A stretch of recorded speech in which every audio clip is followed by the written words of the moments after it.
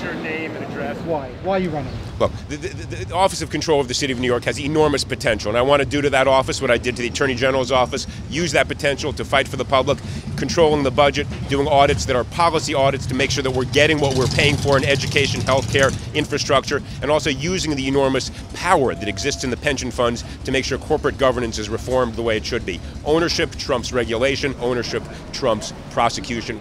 On the charge of hypocrisy, that in public office, saying one thing, privately doing entirely another.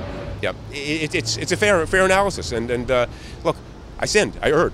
That is a fair critique, an accurate critique. If some people think it should be a bar to service ever again, I respect that, I understand it.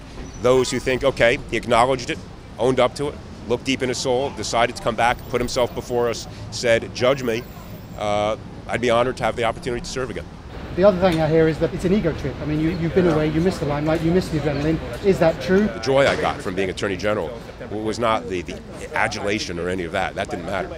The joy I got was fighting for what I believed in. That's what is important to me. If it was so important to you, why would you jeopardize it by doing what you did? Because we don't always act rationally, smartly, wisely, ethically, and that is, unfortunately, human nature. Do you have a campaign headquarters yet? These days of mobile offices, wherever my BlackBerry is, I think is the campaign headquarters.